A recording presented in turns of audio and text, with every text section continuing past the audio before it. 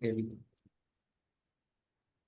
Awesome. So, hi and welcome everyone. Today we have Manika Jain with us on this session of Code Queen Chronicles, where we are discussing her journey as to how she has regularly pushed a lot since her first year and explored a lot of interesting different domains. And finally, currently, she is working as a software engineer at JP Morgan Chase in Glasgow in UK. So a little bit about her background. Initially, when she joined college, very rare for someone in first year, but she started off with product management at a company called Atom. Later, she worked in program management at Global Governance Initiative, and she also reached the founders office level there. After that, she also did a research internship at IIT Delhi. And interestingly enough, she was also an electronics engineer, which is her main background. She was also an electronics engineer intern at Hyperloop. Very cool project. Along with it, she also backed a couple of very interesting scholarships with Nutanix, then McKinsey, and she also won JPMC's Code for Good in the EMEA region. So that's the very impressive guest we have today. And Manika, thank you so much for joining. It's a real pleasure having you on the podcast today. Thank you so much for having me. I'm really looking forward. Awesome. So I think one of the things that stood out for me was when we joined college, one of the typical problems that people have is that there are like 10 different things to explore, and everyone gets confused, right? How to go through them and how to kind of find your interest. So, Manika, and I think especially for you, it might have been a little more difficult because you had to do it all during COVID, where you couldn't actually meet people in person. You had to do everything online. So typically in college, you go out and you have a lot of mentors, seniors who can guide you in person. They give you their time. But building those relationships, doing things online might have been a bit more difficult. So just tell me how you approached your first year, and despite being stuck at home, how you were able to kind of explore so many different domains. Yeah, I think it's a great question because I think we always talk about how things work out eventually, but never how I exactly started figuring out those things.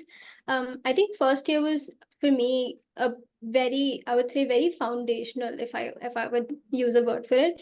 So it was more like I wanted to try a lot of things. I knew that a lot of people end up doing software engineering, take up computer science, but I knew I wanted to find for myself what I like and then eventually find a path where I want to go into, be it business, be it product management, be it computer science.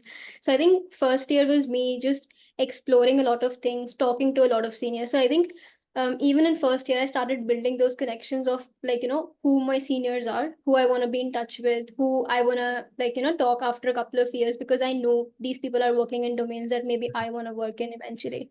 So first year was just talking to a lot of people. Even with my background was in computer science, but was electrical engineering. So I had to put in efforts into that as well. So like studying for my university.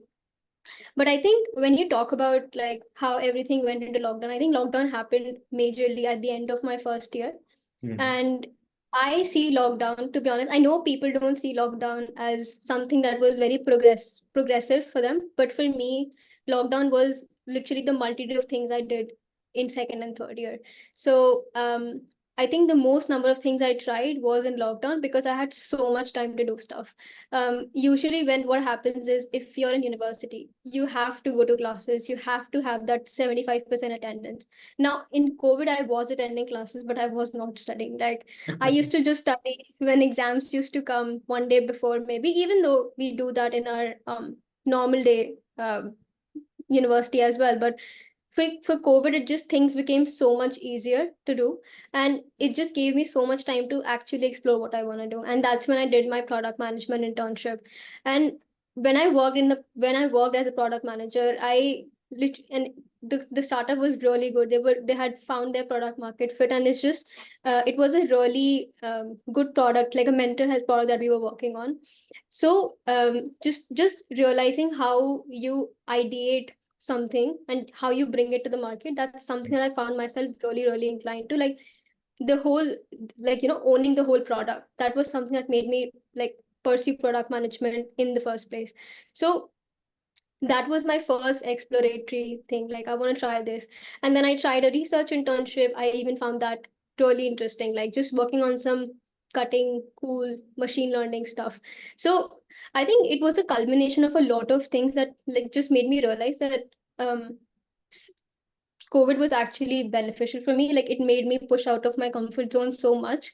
And I know COVID was somewhat like for to like a double-edged sword for some people. It went really good for some people, really bad for some people. And I completely sympathize with that. But I think personally for me, COVID was a time when I actually put in a lot of effort into myself, into learning, into trying out new things, into failing fast. Like I failed really fast. Like I believe in failing fast, just fail fast and then move on to the new thing. So I think that's what I would say my first year would be like, just exploring everything and then finding your niche and what you actually want to do. Got it. I think I share your I think sentiment about COVID. So while it was, I think, a bad time, not the best time for many, but because of that, there was so much time that we were actually able to launch Codesk Cafe, which is now Yeah, helping more than 1,000 women annually. So I think a lot of yeah. good also came out of the experience. So one thing, Manika, is that while I was in college, I think that would be 3 years prior to you.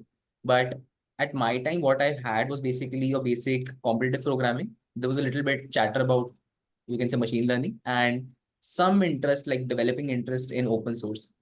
But Yeah. you tried out things which are very, very fresh even today, right? Product management, program management.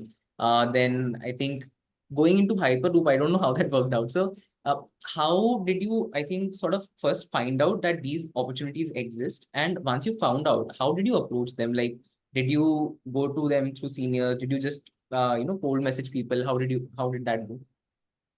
So I think one of the things that I did that made me very open to every opportunity was just be shameless on LinkedIn. Like I was completely shameless on LinkedIn. Like I would cold message people. I would not care. Like I would just message people that, hey, I saw this opportunity. I'm really interested in, like, maybe work as a volunteer and then probably help in whatever capacity I can. Just, and honestly speaking, people are so appreciative of your help. Like I think if I take an example with global governance initiative, so if you would have heard about Shatakshi Sharma, so I Mhm. reached out to her that, I'm really interested in establishing an impact lab within my university, so can you just help me understand what is the process to go through it. And she was so cooperative and she was so like appreciative that I want to establish something of her, like, initiative into our campus. And we went through the whole process, and she could see that I totally want to work for that opportunity. So I think that's what led me to, like, work and just grow into my role and then eventually become a chief of staff, because she could see that I grew in my role, that I learned a lot of things, and I just say yes to a lot of things. Like I'm not saying like just say yes to everything, but just know that what's the right opportunity and then saying yes to that. I think, like, finding opportunities, LinkedIn is your best source. I would like definitely, since first year I've been religiously working on my LinkedIn and just reaching out to people, finding the best people to reach out to. I think LinkedIn is a gold resource for it, for every single opportunity. Even I found out about Codis Cafe through LinkedIn. So I think every scholarship opportunity, every mentorship program, every internship opportunity, even I found out about JPMC through LinkedIn. So LinkedIn is literally the point where you can go for finding anything you want. And I know I am a very inherently a very shy person. Like I wouldn't reach out to people in the first go if they don't reach out to me. So to break through that and just reach out to people, see what they reply. You will send reply to 100 people, maybe just 20 will reply, and that's okay. Like you're not expecting to fly from everyone, but just like that one good opportunity. So I think that is what was driving me to, like, just finding, if I'm interested about something, just reach out to the best people in that domain and seeing what fits. So that is what the same with Atom was. I reached out to their founder to, like, I'm interested in doing an internship at your startup, and then applying through it, did an interview with them, and they liked my profile. So we went, and I did a like a 6 month internship with them during COVID. And then I think GJ also happened in COVID. So I reached out to their founder told them I'm interested in establishing an impact lab. So had an whole interview process with them, and then we went about it. So I think that's what the main driving force for me. I'm not sure how it works for the other people, but for me, the main thing that drives me is just be shameless about your opportunities. Like you're your biggest seller. So that's how you have to sell yourself. Like you have to just go out and just tell what you are capable of, what your skills are, and people will be, I think people will be happy to hire you. Got it. So I think my takeaway is, at least from your first year, be shameless. Being shameless is not necessarily a bad thing, right? Yeah, it's not. And I think at least as women, Yeah. we are like so timid of our like achievements, of what we have done, of our accomplishments. Like we're just literally not taught to be shameless. And I think, and when I talk about being shameless, it's just like do like, your promote yourself. Like self-promotion is so difficult. Like I had to learn it the hard way. But it's just if you do it from your first year, you have like an array of opportunities open for you. Awesome. Awesome. That's amazing. So, I think while you tried out a lot of different things and LinkedIn was your best friend at that time, um, I think there is one point where you need to sort of narrow down on a couple of things where you can focus your energy and then make something good out of it. So, when did that point, that inflection point come for you during your journey in college? Yeah, I think that for me, that came in my second year when I did my product management internship. And after that, I knew that I'm interested in problem solving, like not just product management, I'm interested in problem solving. So I had to make a smart decision at this point. I know there is less array of product roles coming to my campus as compared to people going more into computer science, which eventually can evolve into your role being changing into product management. Eventually, it doesn't happen every single time, but you can just obviously array into it. Or once you get into a firm, you have abundant of opportunities open to you. So I think here, second year, I think I would say the end of second year was where I started actually preparing for computer science roles. And when I say computer science role, I'm not just saying just software engineering. I was equally interested in ML and research. So I was like equally like ready for anything that comes in the domain of machine learning as well. So I would say you have to make a call for yourself once you have explored everything and you know that okay, I've tried this fits with me, and I want to explore this further and see how I like go into it. Because once you explore something for a month, you'll know if you're liking it or not. Like for example, I tried I think something in operations and I did not like it at all. I'm like I do not like this sort of domain for me, so I did not do it further. So it's just finding that domain is, I think I would say, a pivotal point, and most people are not able to figure it out even before their internship season. But if I feel like you can get that much experience where you can figure out that for yourself, like I'm liking this or I'm not liking this. And genuinely speaking, most people who become software engineers eventually realize that they do not want to even become software engineers. So I think if you early on realize that I want to get into something that I really like, that will help you so much.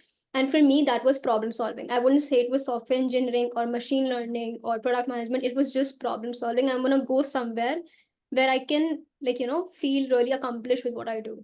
So I think that was my end goal. And being smart about my decision is because my campus allows me to sit for companies that mostly are oriented towards computer science. So that was my intention behind like selecting the domain I did.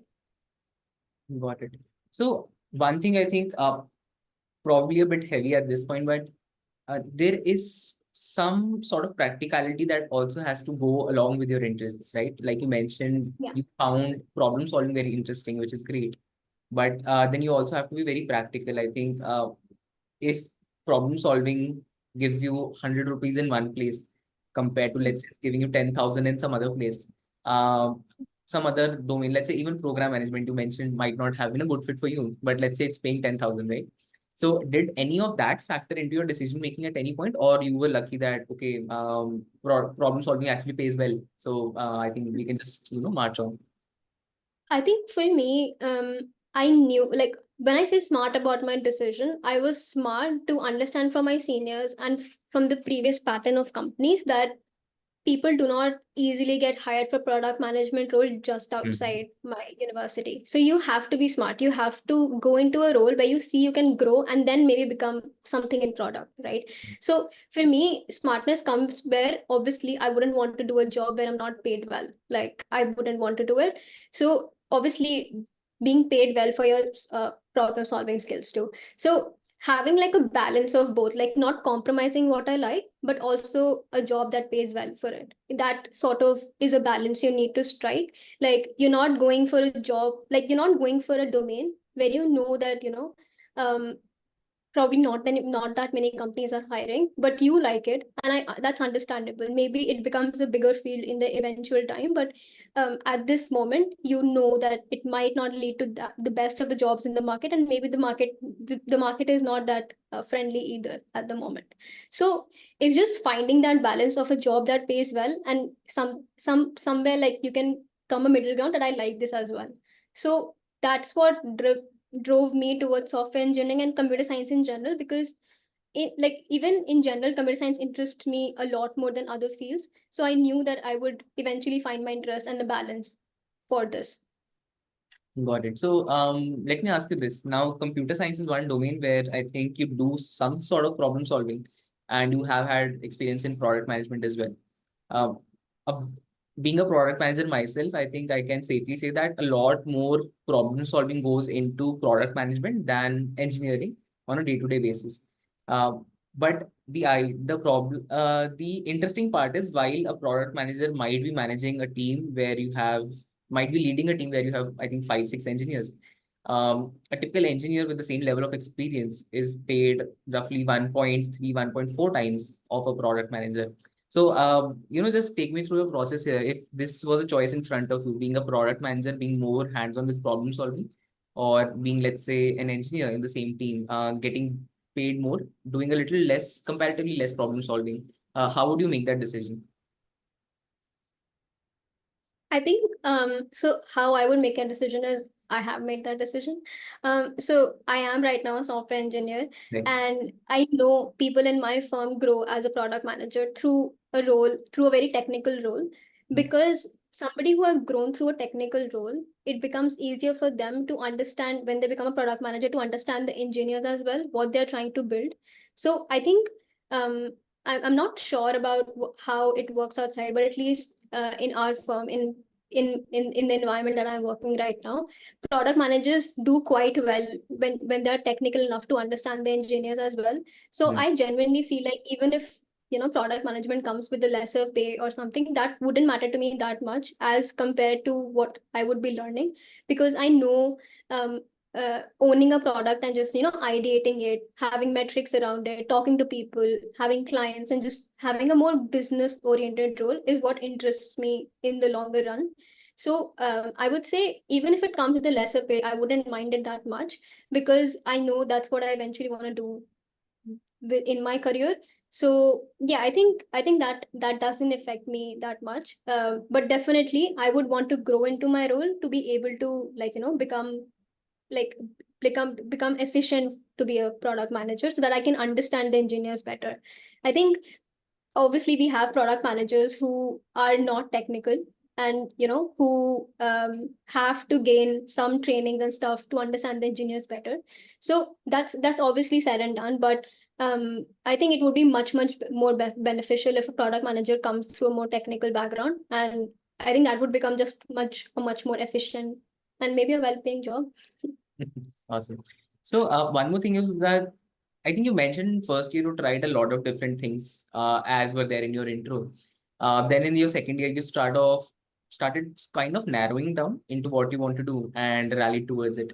Uh, I think despite that, I remember checking your LinkedIn, and I found that there were, I think, 20 things mentioned in your experiences, besides your current job and internship, right? So, I'm very curious, how does someone in college go through, I think, a list of 20 experiences? Like, what drives you? Not many people have done that. Not many people will do it in the future. how was, like, what was your inspiration? What drove you every day to go and try doing so much? I think that's a very interesting question. I sometimes think about myself and I'm like, I generally like when I go back to myself, like my uni self, like I probably am in a full-time job and I maybe here like a couch potato most of the times. But back in uni, I think that was my time when I just hustled for like every opportunity I did. And I Right. think it came more naturally to me because I knew I was from a department or I was from a branch that's not that recognized Mm. when it comes to companies hiring people.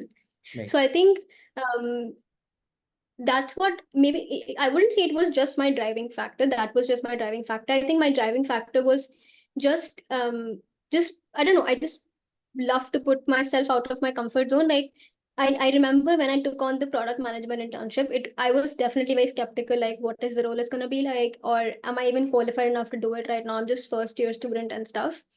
And that was me definitely putting myself out of my comfort zone. Like I have to manage college and all with it.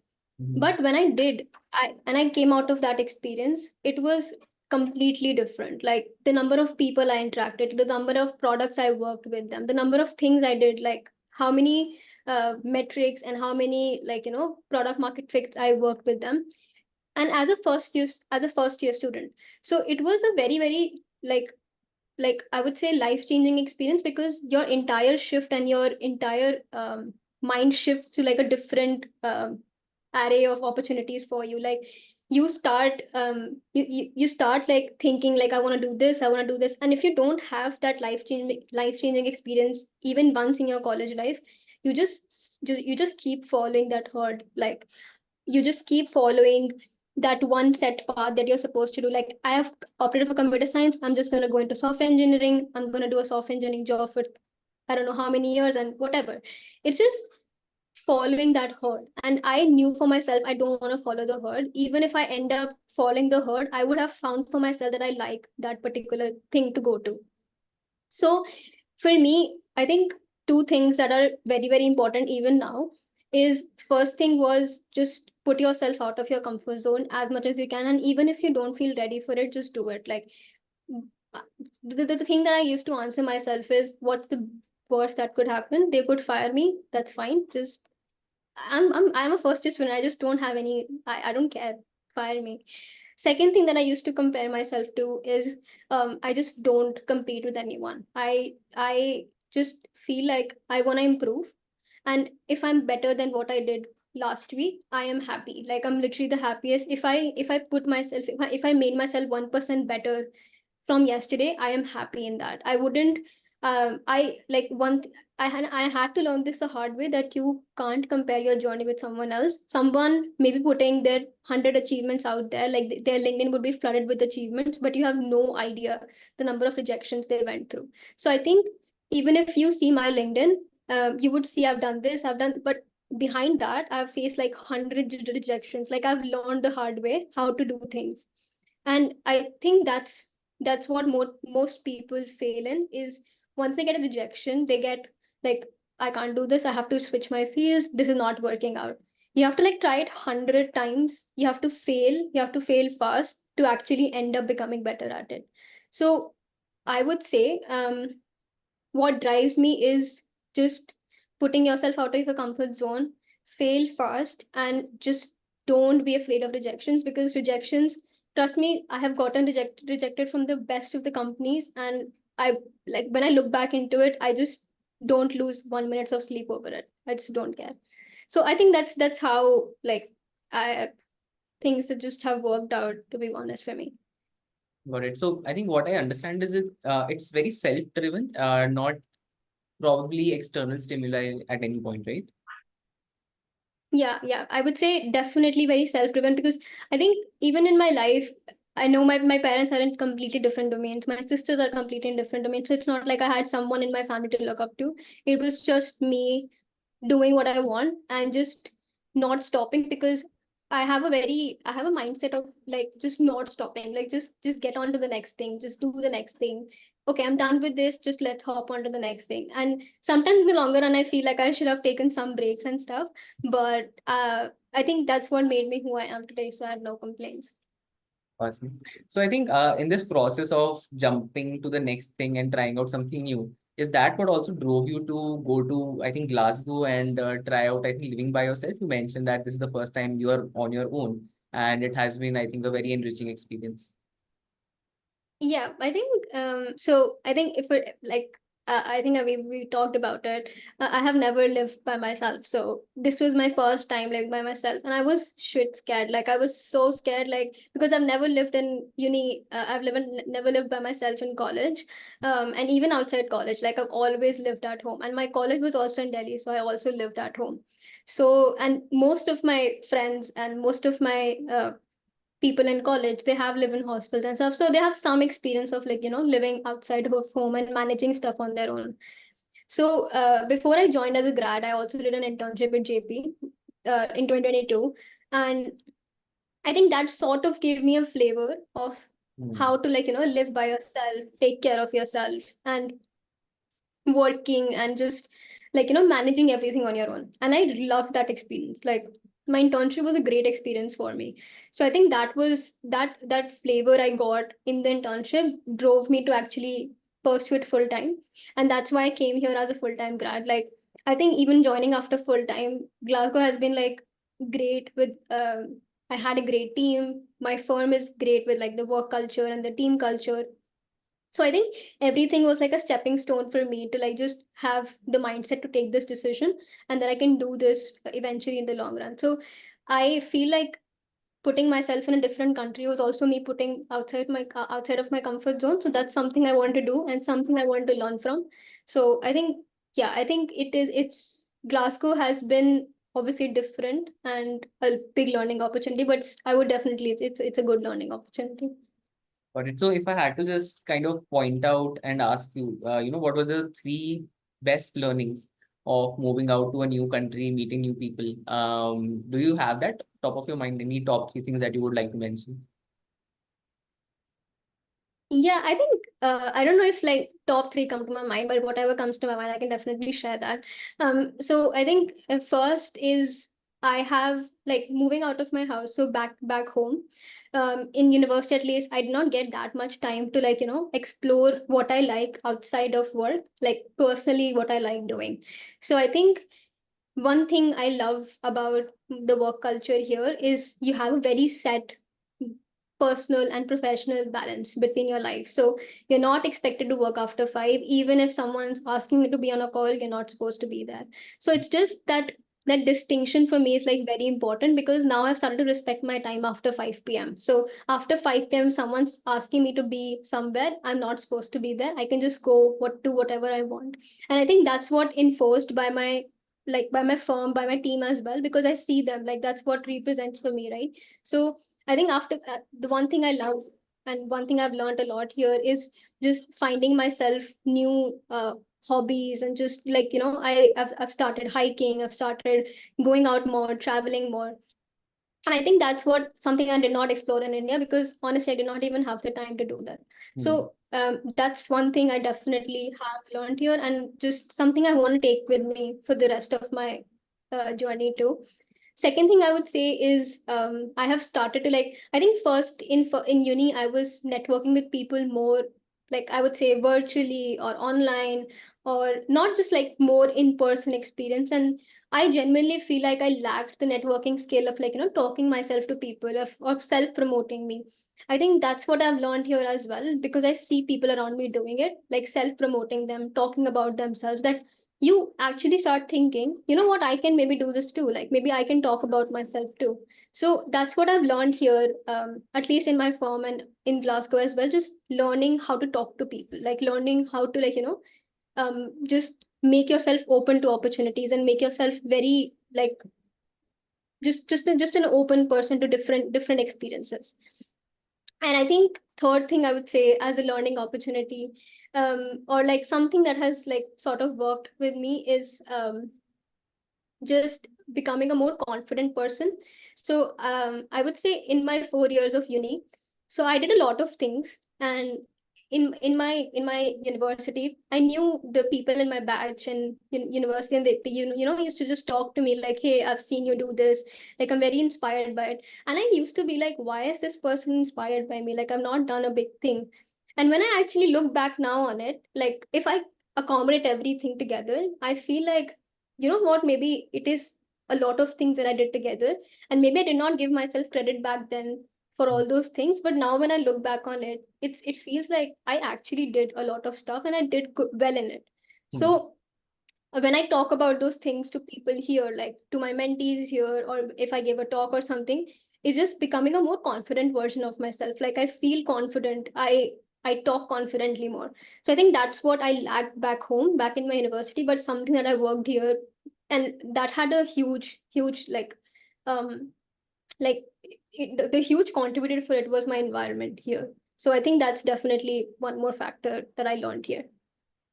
Important. And I think, although on a lighter note, I think a lot of people say when you move abroad, cooking is one skill you have to learn. Did you do that? Or is it still, I think, Oh taking yeah. takeaways? Oh yeah. Oh my god. Oh my God. Like I was so horrible in kitchen. Like I was so horrible. But I think coming here, I almost felt like I'm gonna be literally eating outside every single day. But just before this podcast, I made such an amazing pasta. Like I was literally I was honestly proud of myself at how far I've come. Like I couldn't actually cook something proper for myself back 1 year ago. And right now I'm just cooking every single thing that my mom used to cook.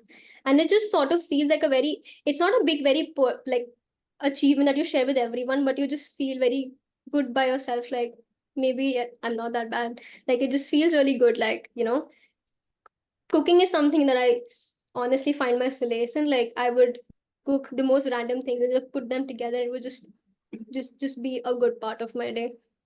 Awesome. And I'm guessing your mother is most happy about this cooking thing, despite all your other Yeah, achievements. like after everything, like she wouldn't pronounce the name of my company right, but she can know what I made for dinner yesterday. But I think it's the battles you pick. Awesome. So, yeah, on a last note, I think let's sort of sum it up. And for anyone, I think thousands of students who have been through this journey, and I think more thousands who would come into this journey later. What would be your advice to them when they step into college? There's a lot of uncertainty. There's a lot of confusion as to what to do. So I think for someone who has explored so much, then narrowed down and excelled in the field, what would be your advice for them?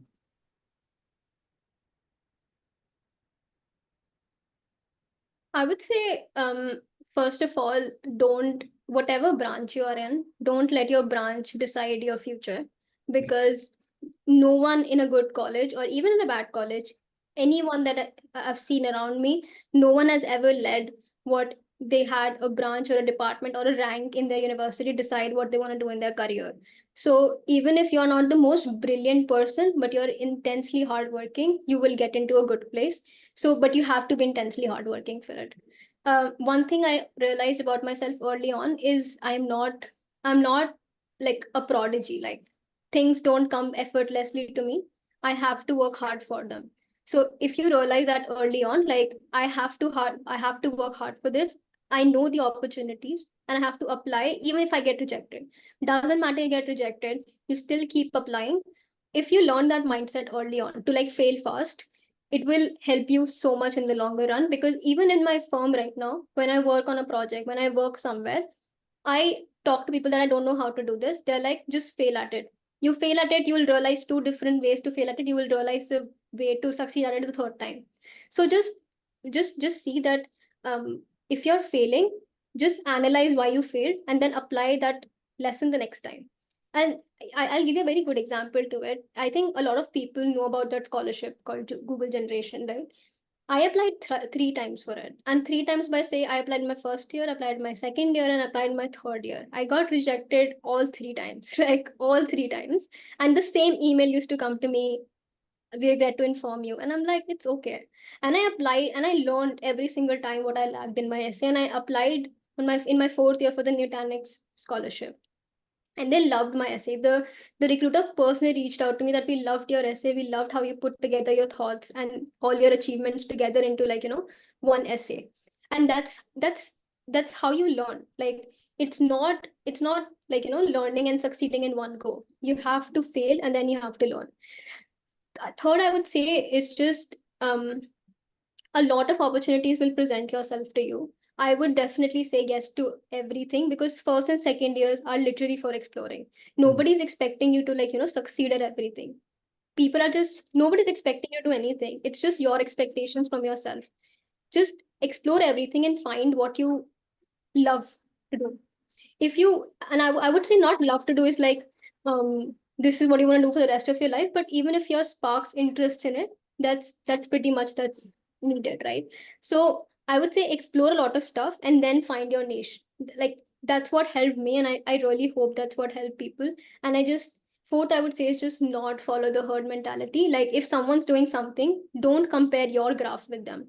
They have a very different outlook to their life. You have a different outlook to your life. You and that person would be in very different spheres of life 10 years down the line. So it doesn't matter what they're doing. It's just who you see yourself as a person down 10 years. So just just keep that mental picture of yourself after 4 or 5 years, that I want to see myself and I want to work towards it. So just work towards it. Awesome. I guess that was the podcast. Thank you so much, Manika, for taking out the time here. It was an absolute pleasure talking to you. I think when I see you, it seems like I'm looking into a mirror. I think 3 years younger and much more successful. So it was, I think, great experience Oh. talking to you before the podcast and now as well. Thank you so much, yeah, and best of luck for